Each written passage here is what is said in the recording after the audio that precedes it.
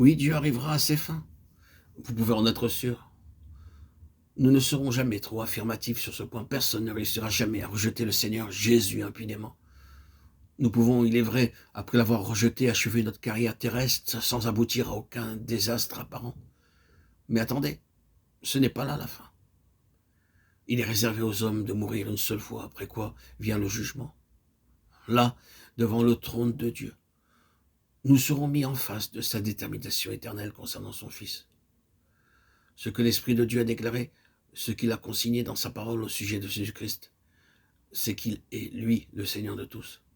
Rien ni personne ne peut faire qu'il en soit autrement. Et nous avons à prendre parti dans un sens ou dans l'autre. Mais c'est là le côté négatif, et j'espère bien qu'il est superflu d'insister sur cet aspect de la question. Il est bon, cependant, de nous souvenir qu'en face de ces grandes réalités divines, nous ne pouvons pas passer outre, comme si ces questions n'existaient pas.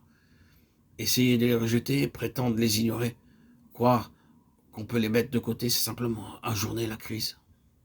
Un jour ou l'autre, nous nous retrouverons en face de la souveraineté de Dieu, et il faudra bien que nos yeux s'ouvrent alors à la réalité des choses. D'autre part, aussi longtemps que nous cherchons à esquiver notre Seigneur, nous perdons quelque chose de ce que Dieu tenait en réserve pour nous, quand il l'a fait Seigneur et Christ. Mais à côté de cet aspect sévère de l'autorité de droit qui appartient au Seigneur Jésus, il y a l'autre aspect. C'est non seulement le fait d'une détermination et d'un acte de Dieu que Jésus-Christ soit ainsi Seigneur, mais c'est une nécessité pour nous. C'est notre besoin le plus pressant. Nous avons besoin que le Seigneur Jésus soit vraiment le Seigneur de tous. Le monde lui-même en a besoin. Ce qu'il faut au monde à l'heure actuelle, son besoin le plus impérieux, c'est que le Seigneur Jésus soit bien à la place qui lui revient de plein droit, le trône. Nous pouvons naturellement émettre cette opinion dans un sens tout à fait général, sans que la situation du monde en soit affectée. Ce que nous disons dans un endroit du globe aussi insignifiant que celui où nous sommes n'a peut-être pas grande portée.